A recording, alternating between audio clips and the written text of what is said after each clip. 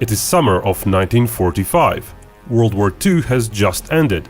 In this alternate history scenario, the Cold War between the Western Allies and the USSR starts immediately and escalates to an actual war, almost right after the defeat of Japan. The Allies actually had plans for exactly such a war before World War II ended, fearing the Soviets. This video goes further, pondering both sides' capabilities. How would such early World War III go, and who would be the winner?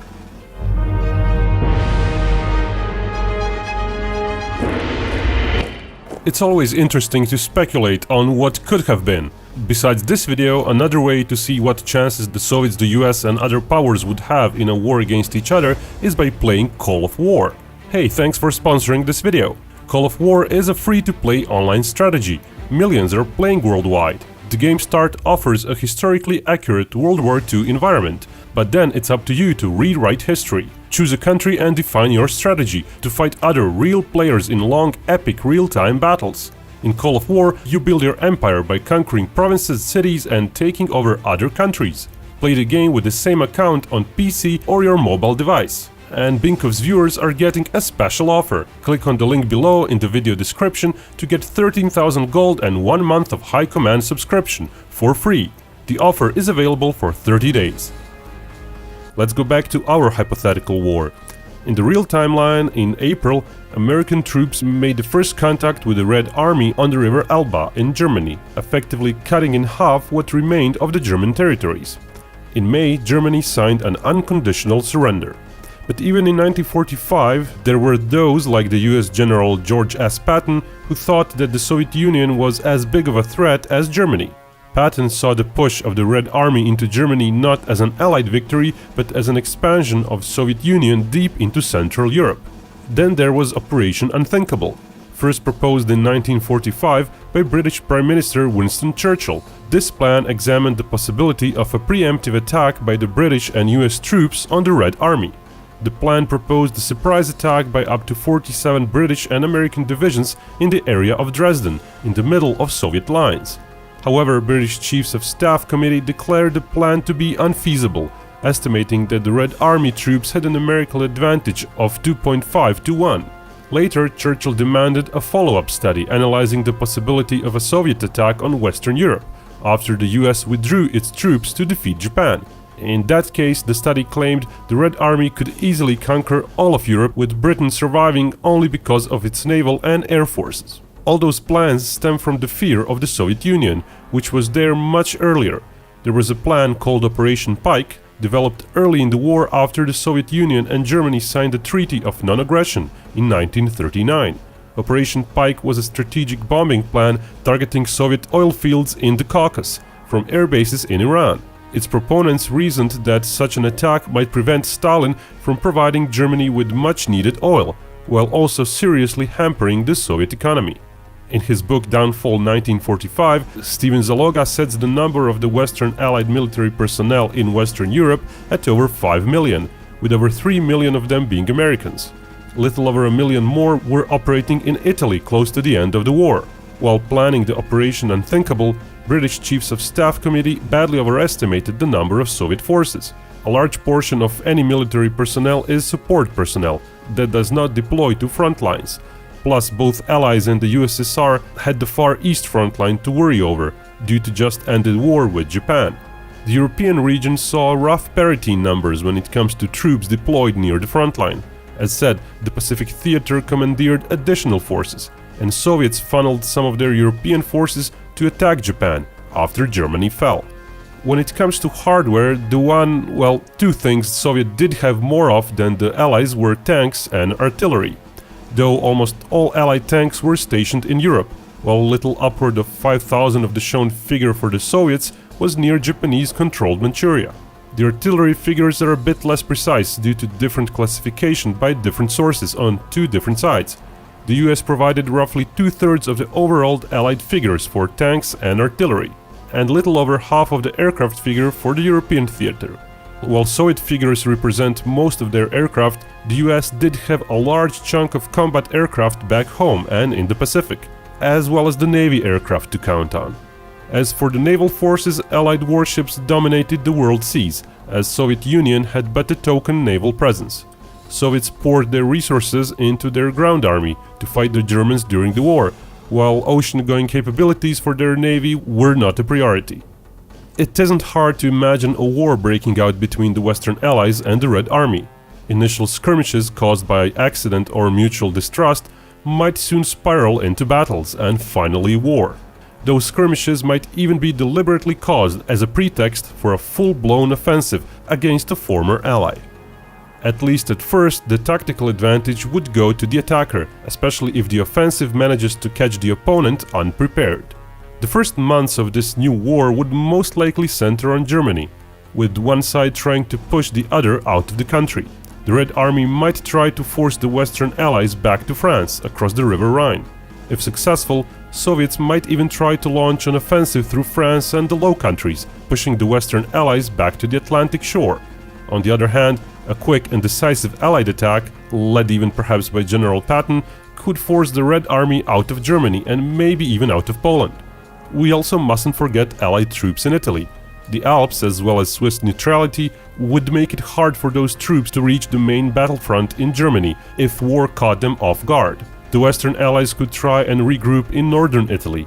From there, they could try to move the troops by land and by sea towards France and join the main bulk of Allied forces. Alternatively, Allied troops could also try to mount a counteroffensive through Austria and attack the southern flank of the main Soviet forces. In 1945, Austria was carved up by its liberators and de facto occupied. It's likely it would get used as a battleground without its consent. Using some of the force projections for the Operation Unthinkable and actual force numbers in the summer of 1945, the Allies could count on some 80 infantry and 23 armored divisions in Europe, while the Soviets in Europe could rely on 230 infantry and 36 armored divisions. Of course, the units on either side are not directly comparable. Allied divisions tended to have 50% more troops nominally, and on the actual battlefield both sides had fewer, with Soviets sometimes having just half of the number of nominal troops in a division. All the numbers do include various Allied troops, such as the French, Polish or Romanian troops. They do not include potential German troops though. The Allies did have more troops in the support echelons per each frontline soldier, which is why even though overall personnel numbers were only slightly in favor of the Soviets, as shown previously, the actual Soviet frontline troop numbers would be anywhere from 1.5 to 2 times bigger than those of the Western Allies. It's hard to imagine this war ending by the winter of 1945. The front lines with so many troops in such a small area simply don't move so quickly. We have historical examples of just a year earlier. Operation Bagration was a huge Soviet push towards Germany in 1944. The Soviets already had considerable advantage in hardware, experience and manpower then. It took them almost 2 months to advance 100 to 200 miles, and then 9 more months against even weaker Germans as the front line narrowed towards Berlin to actually enter the city. Western Allies weren't any quicker either. They took a month and a half once they started their push into Germany over the River Rhine to move the front line by on average 200 miles. And they had a better ratio of manpower and hardware against Germans too. Covering 500 miles in mere months is simply not feasible, and that's the distance the Soviets would need to drive the Allies back to Paris, or for the Allies to drive the Soviets to Warsaw. Large offensives simply need time to be prepared. Even if Soviets somehow scored military victories throughout 1945 and pushed the Western Allies back towards the sea, the Allies would still have naval superiority and secure air bases in Britain, Norway, Italy and south of France. Chances for the ultimate Soviet victory would decrease dramatically the closer the Red Army got to the Atlantic and the North Sea. On the other hand, even if the Western Allies somehow pushed the Red Army out of Poland, they would still have to wage a long war of attrition and maybe even face a daunting prospect of an invasion of the Soviet Union. And we all know what happened when Germany tried that. Long supply lines for the advancing side, when the defender enjoys short supply lines, can significantly impact the course of battle, or at least speed of advance. More support per soldier for the Allies would have made faster advance a bit easier, in theory, but the sheer congestion of troops in such a relatively small area would make that a moot point. and also blunt any armored edge or hopes of a fast push through enemy lines. There simply would not be room for a weak part of the front line, for one side to go through and encircle the enemy. So the Soviet tank edge could not really be exploited. Allied edge in air power would also mess with Soviet tanks and artillery, and would partially compensate for the fewer artillery pieces the Allies would use, but would perhaps be most useful in disrupting the Soviet supply lines just behind the front line, which would make Soviet advances even harder. To bolster their forces, the Western Allies might even try recruiting their former enemies. After all, German leadership saw the Soviet Union as their primary threat. Even at the end of the war, some of Germany hoped that the US and Britain might ally themselves with Germany and attack the Soviets. But using German forces in a war against the Soviet Union would have been a risky idea. Not everyone would have been willing to fight alongside their former enemies. As seen in plans for Operation Unthinkable, Allies at the time did hope they could muster at least 10 German divisions, or at best some 700,000 German troops to fight for them. The Pacific Theater would be an afterthought for both sides. The US would keep some of its 20-something divisions around Japan and perhaps try to tie Soviet troops to the Far East with the remaining divisions, but actually attacking Vladivostok would be unlikely. Soviets would simply lack the hardware to even attempt any overseas invasion of Japan. Perhaps the island of Sakhalin and the southern tip of Kamchatka Peninsula might eventually fall to the US, if the US would want to endure higher casualties than the Soviets there, and it would still not really influence the main European war theater. What happens in 1946 and beyond would likely be determined not by the armies or the commanders, but by the strength of industrial production and the stability of supply lines. The vastness of Eastern Europe worked both for and against the Red Army. Early in the war, the Soviet Union successfully transported entire factories beyond Ural Mountains. However, supplying Soviet troops remained a problem. Railways were a vulnerable bottleneck since there were relatively few of them in the Soviet Union and Poland. A successful bombing campaign targeting these railways would make the resupply of the Red Army much harder. The Soviet Union might try to rebuild factories in the conquered territories of Central Europe, but to do so, the Soviets would first have to repair destroyed infrastructure and pacify hostile populations, all the while battling the Western Allies. Western Allies were sending military aid to the Soviet Union during World War II via the Lend-Lease program. By the time Germany fell, almost all of the aid reached the Soviets, so cutting the program in the summer of 1945 would not do much for the Allies. In a sense, the Allies would have made it harder for themselves to fight the Soviets, because of all the Lend-Lease help. When it comes to supplying and production, the Western Allies would be in a much better position. They controlled the sea lanes and could transport troops and supplies over the Atlantic Ocean and the North Sea with ease. The Soviet Navy would be mostly locked in. Its plausible Allied navies would even shrink, so part of their resources go into the air forces and the army, if the war lasts long enough to make such a switch feasible. The entire Great Britain served as a giant staging area for the attacks on the European continent. As for the civilian population in Western and possibly Central Europe, they would probably be happier to be occupied by the Western Allies than by Stalin's Red Army. Together, these two factors would give the Western Allies an advantage in this war and might even tip the balance of power in their favor. And this is before we even consider nuclear weapons. By the summer of 1945, the US successfully detonated the first atomic bomb. 2 were ready for use and a third one was being assembled. Up to 12 more bombs were readied for production by November 1945. It is likely, had a war against the Soviets occurred, that production would have gone on, and possibly another dozen could have been ready by early 1946. It would have made sense for the Western Allies to use this limited number of new superweapons on the Soviet Union. Back then, it was just another, albeit massive, bomb.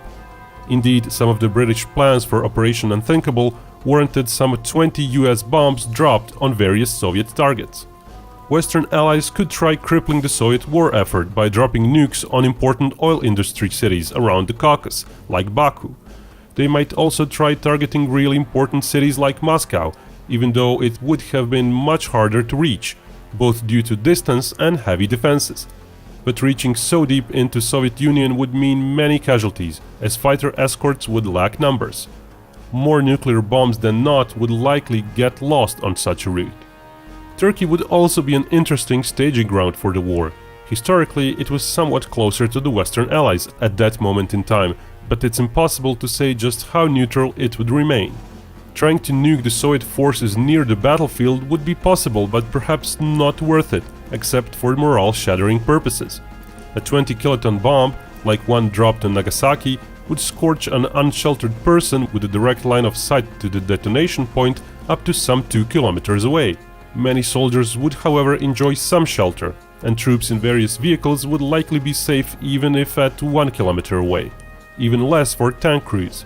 Given the number of Soviet divisions and the length and depth of the front, it's likely roughly a half a division to a full division could be neutralized with a single bomb. Achieving that every few weeks would be a big blow to Soviets, but not a debilitating one. In general, the Soviet Union lagged behind the Western Allies in technology. While Soviets did experiment with radar even before the war, the Red Army got really interested in radar technology only after Germany attacked Soviet Union in 1941. By the end of World War II, first British and US jet fighters were already entering service. It took Soviet Union another 3 years to introduce its first jet fighters. First Soviet nuclear bomb, whose design was very similar to the US Fatboy plutonium bomb, was detonated in 1949.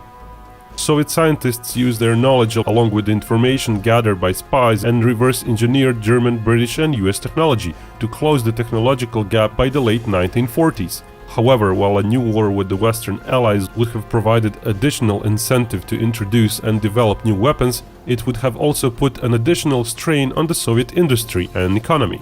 Soviet production effort during World War II was massive, but it still lagged behind the Allied one. Had both sides had to keep such total war production going on, it's likely the Allies would have found it somewhat easier to keep it up. Here's just an example of numbers of produced tanks and planes for period of 1943 through 1945 to illustrate the point of their production potentials. One has to take into account the lack of Lend-Lease production burden on Allies and the reshuffling of the resources going into production now that Allies don't need to upkeep such massive navies. In the end, even with nuclear weapons, a war between the US and the USSR would have been long and bloody. How long? Western Allies landed in Normandy in June 1944. Even as Germany faced the most powerful armies of the time on 2 separate fronts at the same time, it nevertheless took Allies almost a full year to defeat it. A similar war waged between the Western Allies and the USSR would pit 2 immensely powerful armies on a unified front across the entire continent. In case it manages to stage a surprise offensive, the Red Army might be able to catch the Allies off guard and push them closer to the Atlantic, but it wouldn't be able to keep them there. Western Allies would likely force the Soviets back to eastern Poland eventually, but attacking the Soviet Union itself would be a disaster, both in lives lost and economy pushed to the brink. It's likely both the US and Britain would suffer several times higher casualties than they suffered in World War II if a push towards Moscow is attempted. The Allies might even break apart politically, faced with such losses right after World War II. Both sides would have been too powerful to fall and too weak to strike a quick killing blow. Meanwhile, this new war would have destroyed what little remained of European infrastructure after 6 years of war, resulting in scores of new refugees. In the end, Western Allies would likely prevail due to their nuclear, economical and manpower edge. In the 4 years of battling Germans, the Soviet Union lost up to 10 million soldiers and another 10 to 16 million civilians. Soviet industry and infrastructure were repeatedly destroyed, first by the Red Army when it retreated in 1941 and later again by Germans when they were pushed out of Soviet Union. Meanwhile, Western Allies had a strong and secure industrial base. US territory was virtually untouched by enemy attacks. Thanks to the British colonies, Western Allies had raw materials from most of the world at their disposal. Thanks to the US and British navies, Western Allies controlled the world seas. Due to all that and the nuclear weapons, the Red Army would probably eventually leave Central Europe, either pushed out by the Western armies or retreating behind the Soviet border after agreeing to some kind of a truce.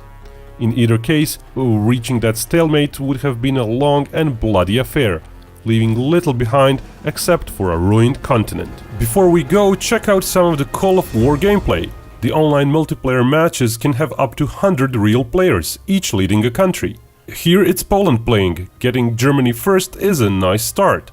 One also needs a good economy to wage war. Call of War features a robust economy system, and you can trade resources. Different terrain types affect movement and combat, and units move in real time over historically accurate maps. The units too are historically accurate, and the in-game technology tree is huge.